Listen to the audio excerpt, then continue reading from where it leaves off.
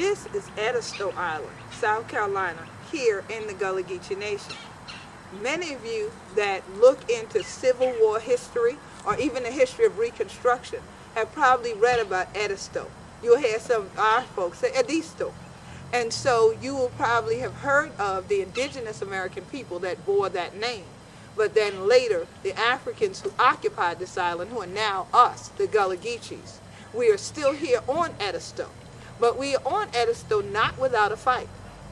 Even during the Reconstruction era, you had General Oliver O. Howard that was sent to tell the people who had already obtained the land because they had previously been enslaved on it and then later homesteaded on parcels that they felt that was already being designated and issued to them. He was sent to tell them that no, he has to take it back and that they were going to reissue it to those who had previously enslaved the Africans here. Well, our ancestors didn't take that. They came to the meeting armed, ready in the spirit and everything else, and fought to let them know they were not about to be re-enslaved. They were not about to give the land back. They were going to stay on their homesteads. They were going to continue to build, continue to farm, and Redawats continue to shout and things like that. So even now, when you come to Edisto Island, there are many Gullah Geechees here on the island that you should take some time out to just stop and crack on the teeth with them just a little while and things like that when you're there.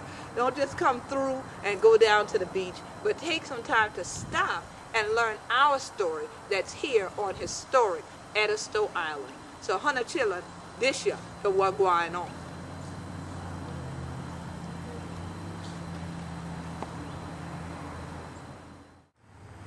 Marion Brailsford, our intrepid executive director of the Edisto Island Open Land Trust, is going to step up here to introduce our honored guests. But the one individual Marion is likely to overlook is the one whose dedication, hard work, and skill, perhaps more than anyone else's, have made today possible. And that person is Marion Brailsford. How about a hand for this great steward of Edisto?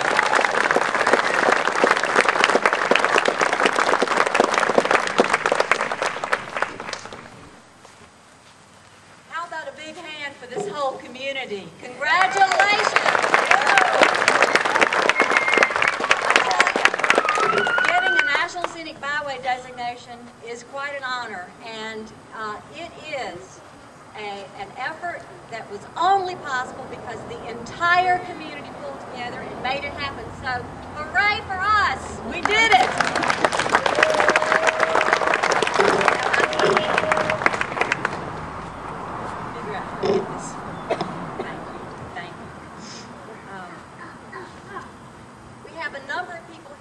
To help us celebrate what this community has accomplished so far. But, you know, the best is yet to come.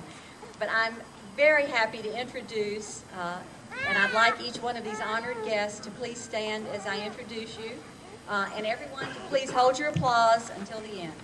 I'd first like to introduce the Honorable Mayor Burley Lyons of the town of Edisto Beach.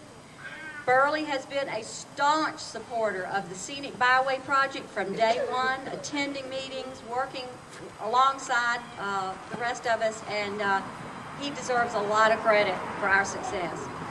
I'd like to introduce Charles Lane, who is visiting today from another part of the Low Country. He is chair of the Ace Basin Task Force, and he also is here today representing the DNR board. And Charles is a nationally recognized conservationist. He's been involved in conservation since he was in the cradle, I believe, but we're very honored to have him with us today.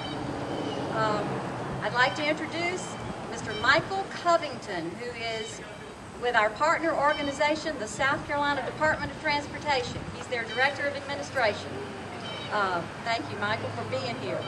And I'd like to recognize a number of our partners from our partner organization, DNR. We have Phil Mayer, who is Director of Coastal Services for DNR. We have Sam Chapelier. We have Sandra Upchurch, all of whom work with DNR. And we have Bess Callett, who is responsible for the volunteer program at Botany Bay Plantation.